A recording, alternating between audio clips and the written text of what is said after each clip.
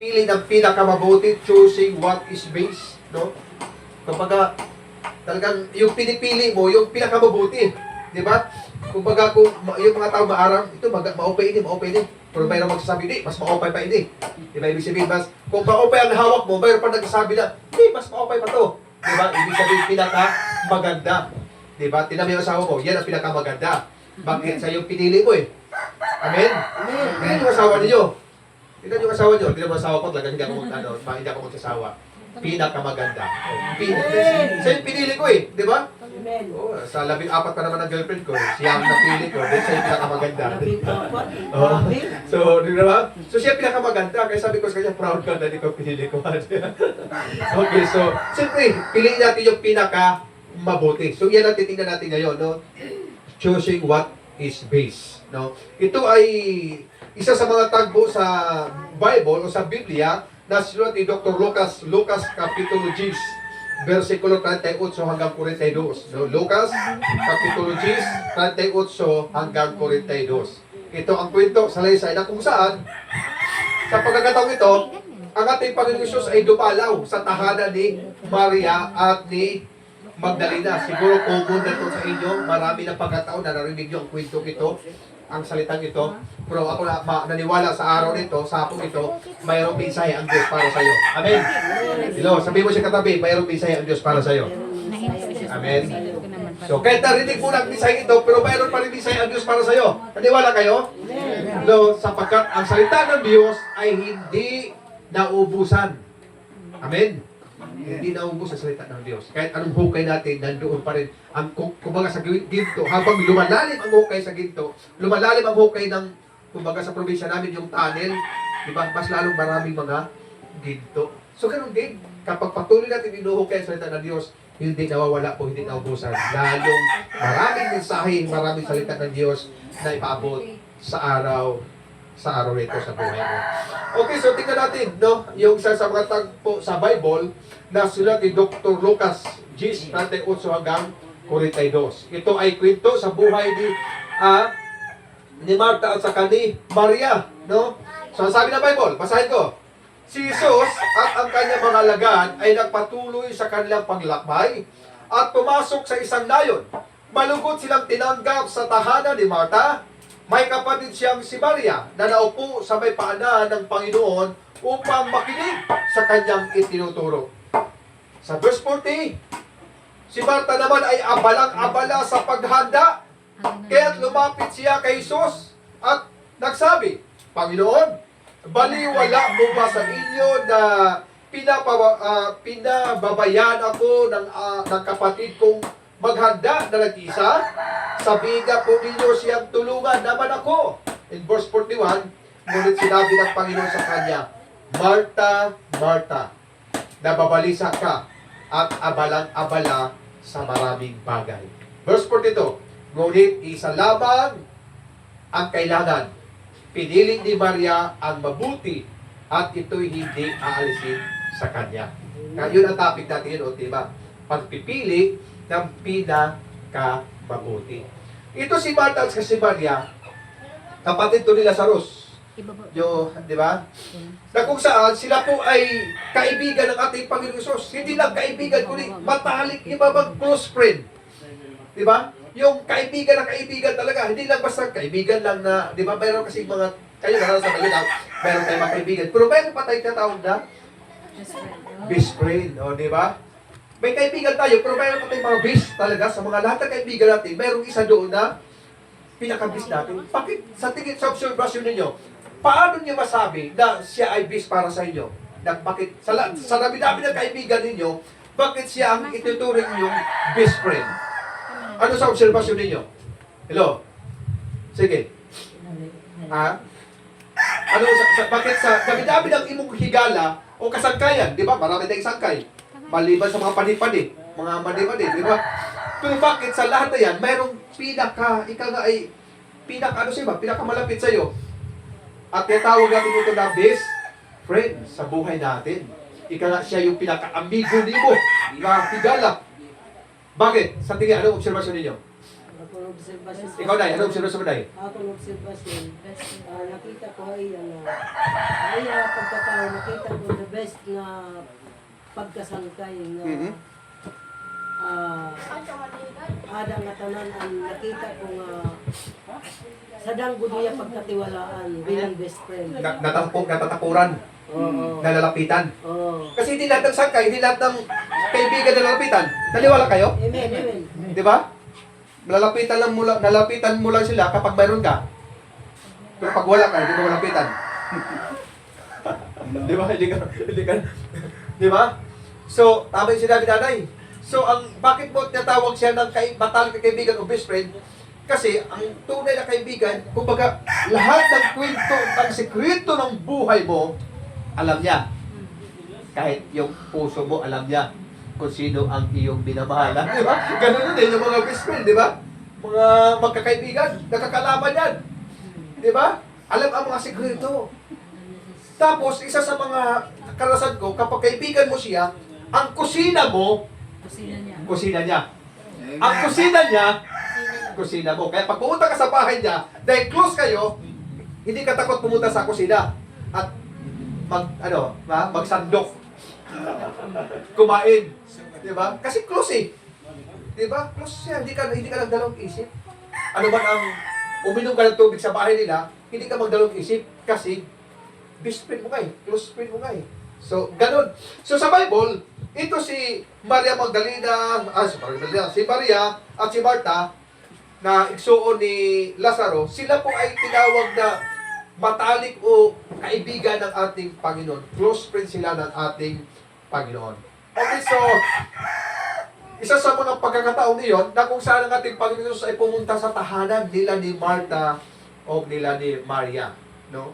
So, sabi nga ng Bible, na binasa natin, malugod silang tinanggap sa tahanan ni Marta at ni Maria. Malugod. Ibig sabihin, ano ba yung malugod?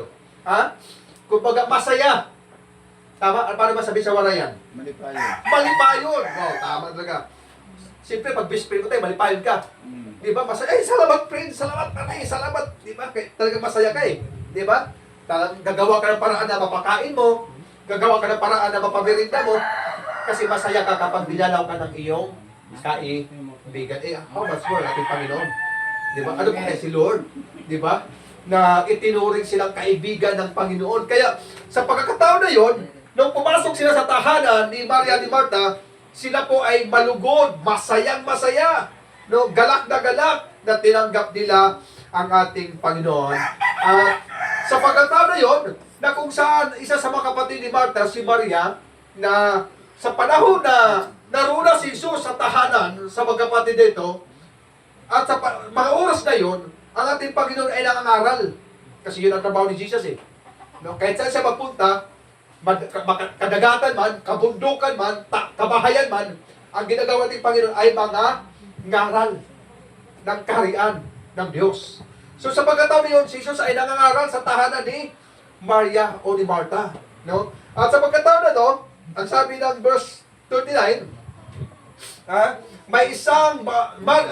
may kapatid siyang si Maria na naupo sa may paanan ng Panginoon upang makinig sa kanyang ituturo. Wow! So sa pagkakataon na yun, ang ating Panginoon Isus, no, habang silang aral, ito si Maria, kumbaga ano siya, yung concentrate, kumbaga nakapokus siya, habang ating Panginoon Isus ay nangangaral, nakapokus siya na makinig sa aral o turo ng ating Panginoon. Hello? Amen. Amen. So grabe, itong pinakita ni Maria, ang kanyang puso sa Panginoon, kung paano siya nakinig, interesado sa nakinig. Sabi nga ng Bible, no? Saan siya banda? Naupo siya sa may paanan. Kapag sinabing paanan, malapit. Diba? Tiilan ba? Tiilan.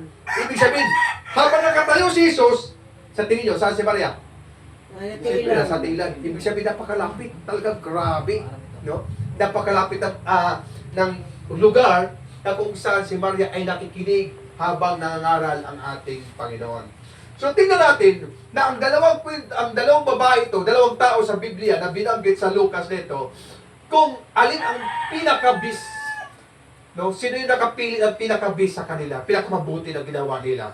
Bagamat sa verse 40, ang sabi ng 40, no, si Maria, pinili ni Maria na makinig habang nangangaral ang ating Panginoon. Tama? Anong ginawa ni Maria? Nakikinig. Nakikinig. Hello? Nakaupo sa panan ng Panginoon. Alam mo, minsan nakakalungkot sa church. Kung kailan preaching, saka tayo mag-ingay. Kung kailan preaching, saka tayo tumatayo at umaalis. Di ba? As a pastor, ako, 18 years ako sa pagpapastor. No? 18 years ako sa paglilingkod bilang pastor. Naobserbahan ko yan. No? Naobserbahan ko, bakit kaya? Medyo talaga ito. Kung kailan preaching, saka naging malikot. Kung kailan naging preaching, kailan naging patayo, upo. Di ba? Nakakalungkot. Kung para kay Maria, si Maria walang tayuan. Ano? Si Maria, nakaupo siya sa tingila ng ating Panginoon at namamati, nakikinig ng mataimtim. Kaya tingnan natin ang resulta sa kwento sa dalawang ito, na kung saan ang pinili ni Maria ay ang makinig sa salita ng pangaral ng ating Panginoon. Amen. Amen. Kaya palakpakan mo yung sarili. Praise the Lord. Bakit? Sa araw nito, pinili mo makinig sa salita ng Diyos. Panginoon. Amen. Kasi kung hindi mo pinili, hindi ka nakakapagsimba ngayon. Amen. Pero bakit nandito ka sa church? Kasi pinili mo na magsimba. Pinili mong makinig sa salita ng Panginoon. Amen. Kaya praise God. So tingnan natin kung ikaw ba ay si Maria, kung saan ka papanig, kay Maria ka ba, or kay Marta. So tingnan natin si Marta. Anong ginawa pa ni Marta, Pastor? No? Anong verse 40? Sino magbasa? May Bible kayo dyan? Wala kayo Bible? Ang daming Bible dito. Pastor, may mga Bible dito, Pastor. Oo. Sige. Verse 40. Volunteer. Sino ang volunteer? Akala nyo ako na magsalita. Ha? Sige, sino mag-volunteer? Basa. Verse 40. Translation pa, sir. Sige. Tagalog lang para mas paano na lahat. Oo. Okay, sige. Nasa ringade. Ngunit si Marta ay naliligalig sa maraming paglilingkod at siya'y lumapit sa kanya at sinabi, Panginoon, wala bagang anuman sa iyo, napabayaan ako ng aking kapatid na babae na maglingkod na mag-isa. Uutos mo nga sa kanya na ako'y tulungan niya. Okay, so anong sabi ng verse 40? No? Na kung saan sabi ni Marta, si Marta naman ay abalang-abala. Ang dito diyan sa version, ligalig. Dito naman sa version, EBB Bible is abalang-abala. No? Ang sabi ng Bible, si Marta naman ay abalang-abala sa paghanda. No? Abalang-abala sa paghanda. Paano siya iwala itong abalang-abala? Paano ba siya iwala itong abalang-abala? Kumbaga busy ba? Nalilibang yan duro. Nalilibang duro? Ng mga trabaho. O kumbaga, kung Nalilibang. ano, nalilibang. Sa Bisaya, hindi maganda. Abalang-abala, kalimutan ko sa Bisaya. Ah? Oo. Waray-waray ito. Waray-waray. si Saan mo busy. nalalanganan? Oo. Labo na. Kumbaga sa ano, busy. Nabibisi ba? Oo. Ha? Siya may Bisaya pa eh. Oo. So, abalang-abala si Marta ito sa paghahanda. No? Kung ibig sabihin, sa oras na yon, ang ginawa ni Marta ay abalang-abala siya sa paghahanda. Paghahanda ng merinda, masarap naman pagkatapos sa simba, may pagkain, may mamerinda, lalo pag may puto. Naminis ko yung puto eh. Oh, di ba? Sabi ko, sa Bagakay, andyan si Marta, andyan si Nanay, magaling magluto. No, magaling magluto ng puto. Kaya sabi ko, puto na siya, worry pa. Okay, so, si Marta naman ay abalang-abala sa paghahanda. No, grabe. Yung kanyang effort na ginawa ni Marta habang ating Panginoon ay bumisita sa kanyang tahanan.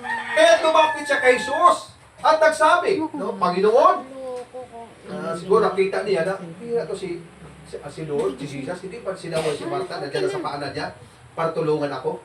Hinayaan na niya. Kaya lumapit siya eh. Ano sabi niya? Panginoon, baliwala po ba sa inyo na pinapabayaan ako ng kapatid kong maghanda na nag-iisa? So grabe no, yung kanyang katanungan. Talagang, Lord, okay lang ba sa iyo, Panginoon? Hayaan ako sa kapatid ko. Pabayaan ako mag-isa, nagkasikaso, naglilinis, nagluluto, di ba? Abalang-abala siya eh. Doon sa kanyang ginagawa. No? Yun ang kanyang reklamo kay Lord. Hello? Nagreklamo kasi kay Lord. Oo, minsan sa Lord at Diyos, marami nagreklamo, Lord, bakit ako lang, bakit ako lang lagi napapanday, bakit ako lang lagi, Lord, bakit sila, matutulog ako? May mga ganun, no? Nagreklamo. Pero tingnan natin, kung dapat ba tayo magreklamo, hindi. So, tingnan natin, ha? Kung ano ang response, wala na battery. Hello, sound check. Hello. Lalo ba? Hello. Hello, sound check. Nakita, patay ko pala. Sorry. So, yan. Abala-abala si Martha. At siya lumapit sa Panginoon. Sabi niya, Panginoon, baliwala po ba sa inyo na pinapabayaan ako ng kapatid kong maghanda na nag-isa? Sabihin nga po ninyo siyang tulungan mo naman niya ako. So, nakiusap si Martha, nakausapin ni Jesus si Maria, na tulungan siya sa kanyang ginagawa, no, na pagluluto, pag-aasikaso, no, para may mamirinda pagkatapos ng pag-share, may makain, di ba? Pero anong response? Anong tugon ng Panginoon? No, anong sabi ni Jesus sa verse 41? Sino magbasa? Verse 41. Sige. Verse 41. Tatapwat sumagot ang Panginoon at sinabi sa kanya, Marta, Marta, Naligali ka. You're very financial. Naligali ka. Sige.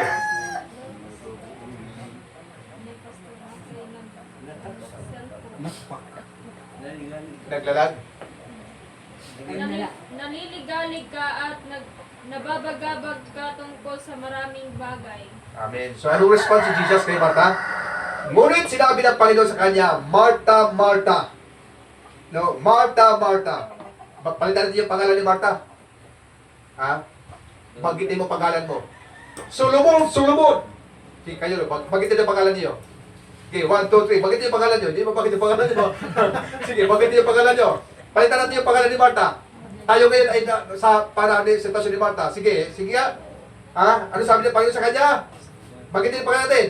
Solomon, Solomon. Kayo. Ano pangalan nyo? Hindi siya bakit pangalan nyo? Ha? Banggitin ang pangalan mo. Ha? Para ikaw yun. Para ako yata yun, ha? Ha?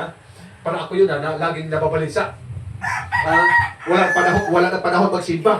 Kasi laging abala-abala. Sa trabaho, ha? Di ba? Ako ba yun? Ikaw yun.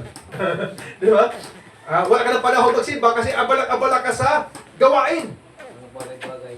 Sis, bakit hindi ka nagsimba, sis? Pastor, ang daming labahan, pastor. Ang daming labahan. Bakit hindi ba pwede gawin ang labahan gawing Sabado? Gawing Biyernes? Bakit sa Linggo pa? Hello? Diba? So, ang daming mga excuses sa buhay. Ilan? Daming dahilan. So, ano sabi niya? Martha, Martha, Solomon, Solomon. Di ba? Dami mong kabalisahan. Nababalisa ka at abalang-abala sa maraming bagay.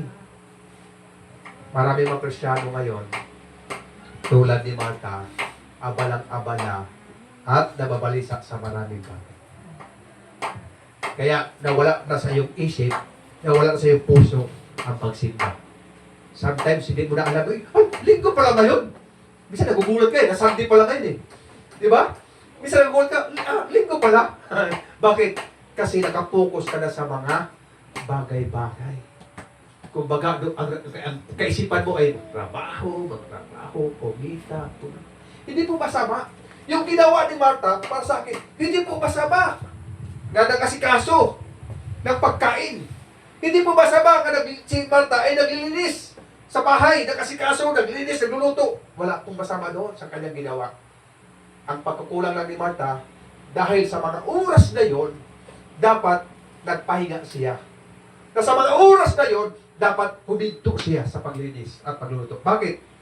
Sapagkat yun ang oras na dapat makinig siya sa salita ng Panginoon. Amen. Hello? Amen? Amen. Praise God. Yun ang panahon na dapat mamati ako sa pulong sa Diyos. Kasi minsan lang. Hello?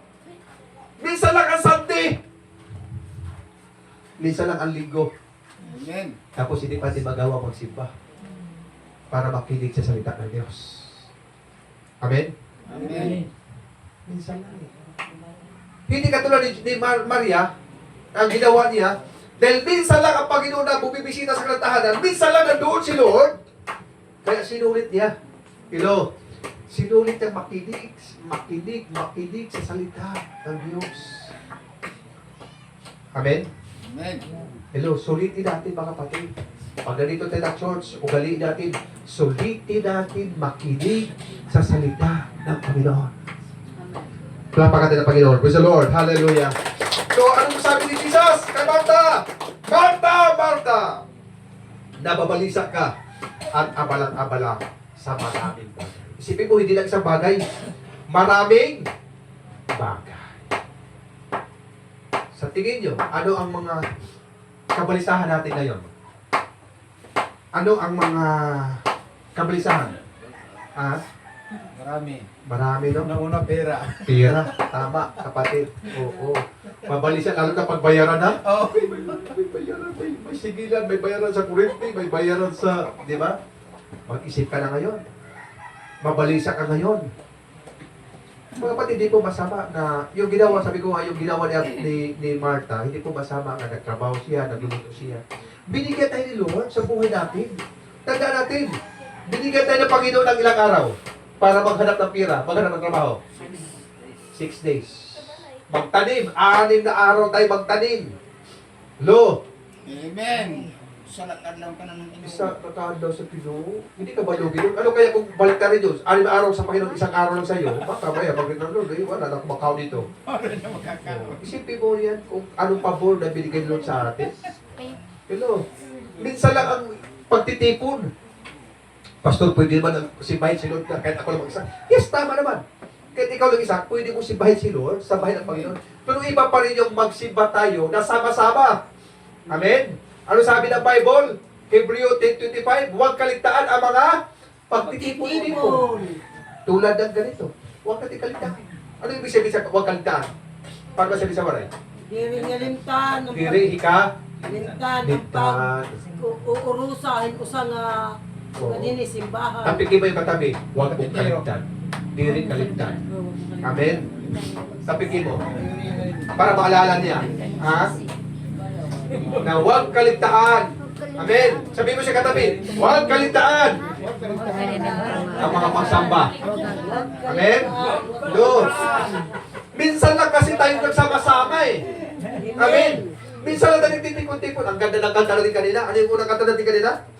Ha? Ano yung kanta kanina? Yung ano? Ha? Hindi, yung unang kanta? Ay, kuan man to. Welcome song. Ano yun?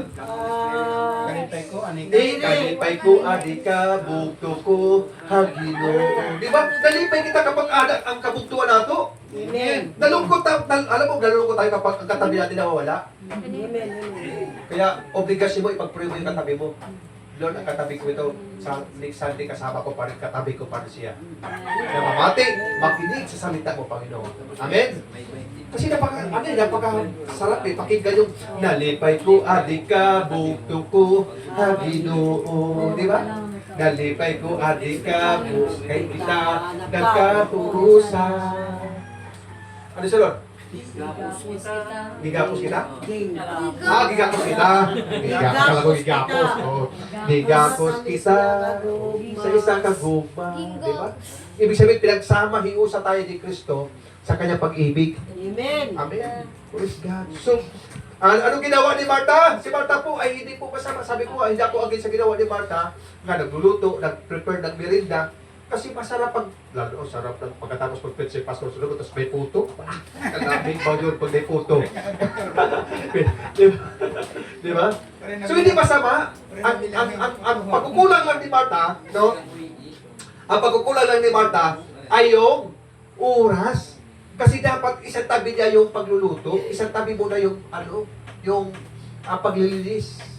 Dapat sa oras na yun, isang tabi muna. Bakit? Yung oras na yun, oras na mamati. Amen?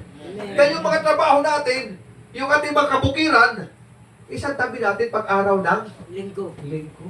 Hello? Amen. Yung mga labahan natin, isang tabi muna pag araw ng linggo. Hindi yung, sis, pag hindi ka nakasimba, Pastor, ang dami kasing labahan. Isipin mo yan, ginawang dahilan ang labahan, hindi nakapagsimba. Nakakalungkot.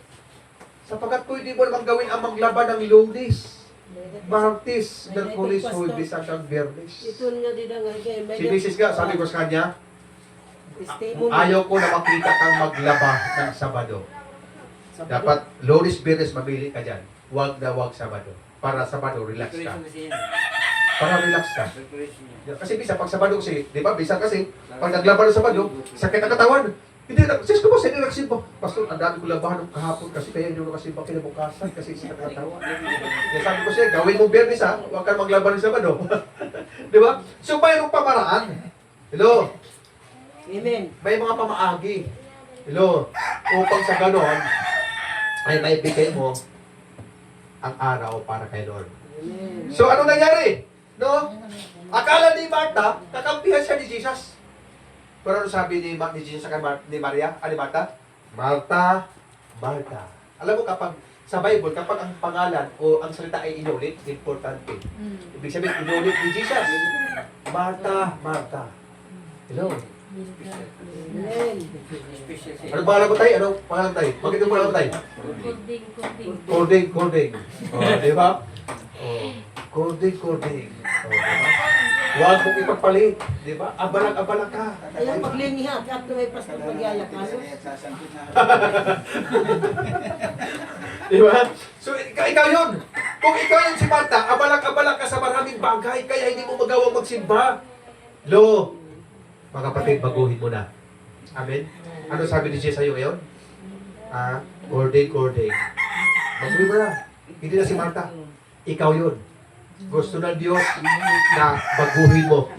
Amen? Piliin mo ang pinakamabuti. So, tingnan natin sa dalawa. Kung sino ang pumili, ano ang ginawa ng dalawa? Kung sino pumili ng pinakamabuti. No? So, ito yung topic kasi natin eh. No? Choosing what is best. No? Pagpipili ng pinakamabuti. In verse 42.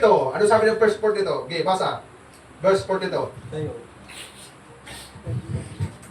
Datapwat isang bagay ang kinakailangan sapagkat pinili ni Maria ang magaling na bahagi na hindi aalisin sa kanya. Amen. So ano sabi ni Jesus kay Martha? Ngunit, iisa lamang ang kailangan. Isa lang ang kailangan. Pinili ni Maria ang mabuti. Hello? Ano yung pinili ni Maria? Mabuti. Yung mabuti. Ano yung mabuti? Ang pakikinig sa salita ng Diyos. Mabuti mo ba ang pagsamba? Amen. Sapagkat sa pagsamba, nakikinig ka sa salita ng Amen. Diyos. Amen. At kapag nakarinig ka sa salita ng Diyos, nakakaroon ka ng panampalataya sa Diyos. Amen. Hello. Isang tao sabi sa akin, alam mo, Pastor, ako kahit hindi ako nagsisimba, pero mayroon akong pananampalataya. Oh! Gulat ako. Sabi ko, ganun ba? Kahit hindi daw siya nagsisimba, mayroon siyang pananampalataya. Imposible. Damo itong pastor. Kasi ang tunay na pananampalataya, siguro yung pananampalataya nito ko niya, hindi tunay. Kasi ang tunay na pananampalataya, ang pinanggalingan ay ang pakikinig ng salita ng Diyos. Amen. Romans 10:17, faith cometh by hearing, and hearing by the word of God. So paano ka magkaroon ng pananampalataya na hindi ka naman nakikinig? Hindi ka nagsimba. Hindi ka namamati sa salita ng Diyos. Paano ka magkakaroon ng pananampalataya? So mali po. No? So ang sabi ni Jesus kay Martha, isa lamang ang kailangan. Yung ginawa ni Maria, pinili niya ang mabuti. At sabi ng Bible, at ito'y hindi alisin sa kanya. Wow. Amen. Amen. Yung narinig mo salita ng Diyos, hindi mawala sa iyo yan. Amen. Amen. Yung pabor at pagpapala ng Diyos, hindi mawala sa iyo yan. Amen. Sapagkat yan ang pangako ng Diyos sa iyo. Kaya piliin natin ang mabuti. Amen. Amen. Hindi lang mabuti, kundi yung pinakamabuti. Amen. Pinakadabis ang pagsimba sa Diyos. Amen. Ang pinakadabis ang mamakinig, mamati sa pulong sa Diyos. Ito. Amen. Praise God. Kumpara sa mga bagay sa mundo ito. Hello? Kumpara sa mga pangailangan natin. Unahin natin lagi ang Diyos. Ano sabi ng Bible? Matthew 6:33. Siguro may mura sa dito. Seek Ano sabi? Seek it first the kingdom of God and his righteousness and all and righteousness and all these things shall Shall be be added added unto you. Seek ye first. So, the kingdom of God. Unahin hanapin, pangitaon ang kaharian ng Hanapin mo Diyos. ang kanyang Amen? kaharian. Ano pangako niya? Kapag inuna natin siya. Ano pangako? Ha?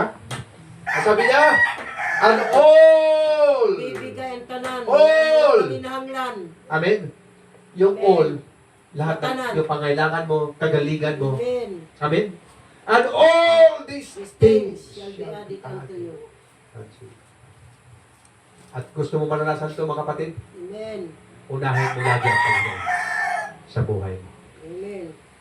Dahil kapag hindi mo inuna si Lord, kahit anong panikamot ni mo, kahit anong sikap mo sa buhay, sabi nila, Pastor, paano mo pinaaral ang mga anak mo? Meron kang 2 college, meron ka pang biyaya ka ni Lord. Di naman po kalakihan ang sahod ni Pastor Suluan. Pero biyaya ang Panginoon. Sapagat ako niwala na walang imposible sa Diyos. Amen. Laging nandyan, laging tumutugon ang Panginoon sa pangailangan. Amen. Amen. Basta unahin natin lagi siya. Yung pangako ng Diyos, kapag inuna natin siya, ipapakita niya sa iyo. Kapag inuna natin siya. Kaya ang hamon sa atin, unahin natin ang Diyos. Panginoon. Tulad ni Maria. Inuna niya. Hindi po tamad si Maria. Hindi po tamad. Kasi lang sa pagkakataon na yon, ginawa ni Maria ang tama, ang pinakabubuti, ang makinig sa salita ng Diyos. Amen. Si Marta naman nasubrahan sa kasipagan. Nasubrahan sa sipag. Marami mga Kristyano nasubrahan sa sipag. Hindi makapagsipag dahil may trabaho. Di ba? Hindi mo kumag-sipag, Pastor, kasi meron kaming trabaho, may kaming sobra-sobra. Isipin mo, walang pahinga.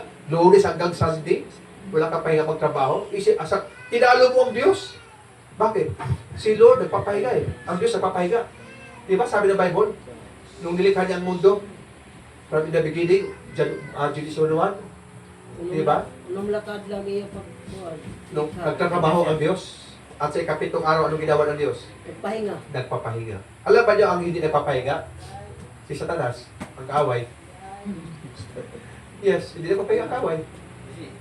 Sabi nga ng Diyos nung nakita, di ba? Ang kaaway ay parang leon na umaatungal, paligid. 24 hours, saving. Walang pahinga ang kaaway. Kaya mahirap. No? Alam ba niyo ang ibig sabihin ng busy? Kaya ako hindi ko ginagamit yung set ng busy. Kapag may kausap ako, Pastor, pasensya na, medyo mayroon ng may inisikaso. Pero ayaw kong gamitin yung site ng busy. Kasi yung site ng busy, yan po ay landmark ni Satanas. Kaya huwag natin gamitin yung site ng busy. Di ba? Sapagkat yan po ay ginagawa ng kaaway. Ang Diyos hindi busy. Naglaan siya ng isang araw para magpahinga ka. At pag nagpahinga ka, ilagay mo sa araw ni Lord, nagpahinga ka sa presensya ng Panginoon. Sa araw ng lingkod ng Panginoon, magpapahinga ako, Panginoon. Pupunta ako sa pagpupuri, pagsamba. Si Maria, nagpapahinga siya eh. Doon sa paanan ni Jesus. Kaya, tingnan mo, relax si Maria. Di ba? Relax siya, nakikinig, namamati sa pulong sa Diyos. Kaya, ang unang dapat natin gawin ay huwag natin kalimutan ang kabuktuhan na unahin natin ang Panginoon. Sapagkat ang pangako niya, and all these things shall be added unto you. No? All. No? Ano ba yung mga all? Ano yung mga needs mo? Ano yung mga hinahanap mo? Lahat ng Lahat. pangangailangan. Ipagkatiwala mo sa Panginoon. Lahat. Kami, naranasan ko sa buhay ko sa pagpapastor. Yes, may panahon nga, hinamon ako. Naranasan ka namin pamilya. Alam mo, sa loob ng halos isang linggo, puro lugaw lang kami sa pamilya. Pangalit pa yung anak ko. Umaga lugaw, tanghaling lugaw, gabi lugaw. Halos isang linggo. Lord, alam ko Lord na hindi ito yung plano mo, Panginoon. Hindi mo ko pinadala sa Tacloban para mamatay sa gutom ng pamilya ko. Alam ko na ba plano? Minsan susubukan tayo. Amen? Minsan, para pinahintulad ni Lord na para maging matatag tayo. Amen? Sa kita ng mga pagsubok. Hindi ibig sabihin na dumasa ng kagutuman, wala na. Ayaw ko na. Di ba? Kaya sabi niya sa Pablo? No one can separate us from the love of God. Wala yung makabahibulag ka na ito sa gugma ng Diyos sa atin. Ibig ang kamatayan, kagutuman, kahirapan. Amen? Hello? Amen. Praise God. Hallelujah. Kaya unahin natin, hanapin ang pagsimba, unahin natin hanapin ang pagkikinig sa salita ng Panginoon. Kapag natutunan natin na unahin ang Diyos sa lahat ng bagay makabugtuan ko, ang pagpapala ang siya nahabol sa iyo. Amen. Niwala kayo? Amen. Kapag inunahan ng Diyos, ang pagpapala ang siya nahabol sa iyo. Nalala ko yung kwento sa mag-asawa. Simba sila. Habang nakikinig lang sa preaching sa pastor, ang sabi ng asawa, pag-uwi natin, wala tayong bigas. Wala tayong bigas, wala tayong masain. Sabi ng asawa, si Lord na, ano po ba ito? Posible na hindi tayo papakain ni Lord. Alam mo pag-uwi nila, ulit sila sa hagdanan ng bahay nila. Yung bahay kasi nila may hagdanan eh. Nung araw kasi, uso yung mga bahay nung araw na no? Yung uso yung mga may hagdanan. Mayat ka. Oo, may hagdan. Pag-uwi nila, yung bahay nila may hagdanan, may bigas na isang sako. Sabi niya, sa tinan mo, kung paano si Lord namubol. Isipin mo, bakit nag-order ka? Hindi, wala. Kasi nasa ating hangganan eh. Ibig sabihin, pag nasa hangganan natin, atin to. Kasi nasa hangganan natin yung nakalagay, atin to. So, nag-ate-ate sila na magkuha, wala naman. May mag-claim. O, lumipas ang isang oras may wala naman. Atin to. Kasi nasa hangganan natin. So, nagsaing sila. Binuksan nila ang sako. Saing sila. Natapos ang pagkain, may kumatok. Yeah! Nakita ba niyo yung bigas dito yan, nakapatong sa hagdanan? Nagkamali pala ng deliver. Nagkamali ng deliver. Sabi niya, akala kasi namin amin yun eh. Kaya nasaingan na ba? Naku, nagkamali ako deliver. Sige utangin na lang ninyo, bayaran na ninyo may katapusan. Di ba? So nagkaroon sila ng bigas. Grabe yung idea. Siyempre nagkamali ng deliver. At least ay kakaunhiran. Oo. Kakao sila, di ba? Yung mga ganong simple sabi na nag-deliver si Kuya, utangin na lang ninyo, bayaran na ninyo ganun kasi pinapautang namin yan sa loob ng isa. Di ba, mayroon nagpapautang ng bigas? Once a month, isang buwan, pinapautang yung bigas. So ngayon, ano nangyari? O di nagkaroon siya ng bigas, Utang nga lang. utang na lang. Oo, di ba? At least, nakakain sila. Oo.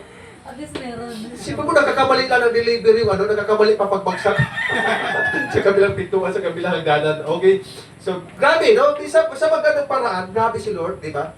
Yung paano si Lord sa magandang paraan na kikilos ang ating Panginoon. Amen. So, kapag natutunan natin, na unahin natin ang Panginoon, ang Diyos, ang lahat, lahat ng bagay, ang pagpapala ang siya nahabol sa inyo. Ito yung sinabi ni Salmista David. No, pinandigan ni Salmista David. Psalm 23 verse 6. English version, basahin mo sis. Maganda yan. Psalm 23 verse 6, Pastora. Okay po. 26 verse 3.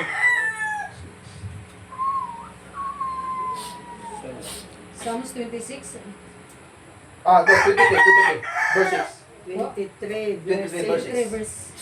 Verse 6. Surely goodness and mercy shall follow me all the days of my life, and I will dwell in the house of the Lord forever. Amen. Amen. Ano sabi ni Salmista David? Surely, your goodness and love or mercy will follow me all the days of my life. Grabe.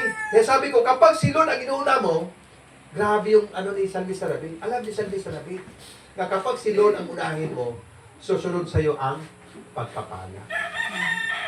Amen? Amen. Ang grasya ba ang maghabol sa imo? Dili kay ikaw maghabol sa grasya.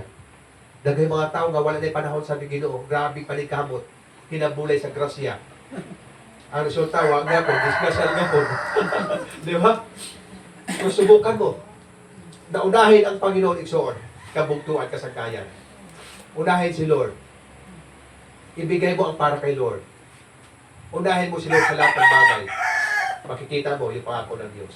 Surely, your goodness and mercy will follow me. Amen? All the days of my life. Gusto natin maranasan? Yung Amen. pangako ng Diyos? Amen. Susunod. Ano dapat natin gawin? Unahin natin ang Panginoon. Piliin natin ang pinakamabuti. Ano yung pinakamabuti? Ha? Na ginawa ni Maria? Makinig sa Pinilit niyang makinig sa salita salita ng Diyos. Piliin natin yung pinakamabuting mamatik sa pulong sa Diyos. Magsimba sa Ginoo. huwag natin kalimutan kabuntuan. Amen. Amen. Ano man ang mangyayari sa mundo ito, at least na kay Kristo tayo. Amen. Tandaan natin, ang buhay natin din sa mundo ito ay walang kasiguro katiyakan hanggang sa atin ang kailan tayo. Walang makagarantiya kung na bukas malakas pa ko. Bukas ay buhay pa ko. Tama? Amen. Wala makapagsabi. Hindi mo alam hanggang saan ka sa mundo. Yung kapatid natin sa pasada yun. Sabi na nanay, pastor, nag-preach ka sa patay. Sabi ko, membro natin, kapatid natin sa kanya. Hindi natin alam. Nakita ko po, Pero ang kailangan lamang, ang katiyakan, ang kasiguran, kapag tayo na kay Kristo, ay kaligtasan ka. Amen. Amen. Kapag tayo na kay Kristo, mayroon kang buhay na walang Hanggang. hanggan. Kaya pili natin ang pinakamabuti. No? Tulad ni Maria, pinili ni Maria na ang Diyos ay sambahin. Amen. Pinili ni Maria na makinig ka sa salita ng Panginoon. Amen. Piliin natin ang maglingkod sa Panginoon. Palakpakan ng Amen. Diyos. Hallelujah. Glory to God. Lord, maraming salamat, Panginoon, hindi kahapon. Maraming salamat, Lord, sa iyong grasya. Salamat sa iyong mga pulong, sa iyong mga mensahe, O Diyos, na among napagpatian, napagpigan. Tulad ni Maria, Panginoon, pinili niya pinakamainam, pinakamabuti, O Diyos, at mamati ang makinig sa iyong mga pulong, Ginoo. Salamat, Lord, na sa bawat araw, ang iyong pabor, ang iyong tinapos sa krus ng Kalbaryo ay patuloy natin maranasan, Panginoon. Sa araw-araw na buhay, Panginoon, sapagkat kami ay na kay Kristo, at si Kristo ay nasa aming buhay, sigurado na sa amin ang buong tagumpay na tinapos ni Kristo sa krus ng Kalbaryo. Mamuhay kami sa bawat araw na malusog, malakas, masigla, pinagpala, pinagburan. Higit sa lahat, Ama, mabuhay kami ng mahabang buhay sa pangalan ng Ama, Anak at ng Banal na Espiritu Santo. Ang lahat ay magsabi, Amen. Praise the Lord. Hallelujah.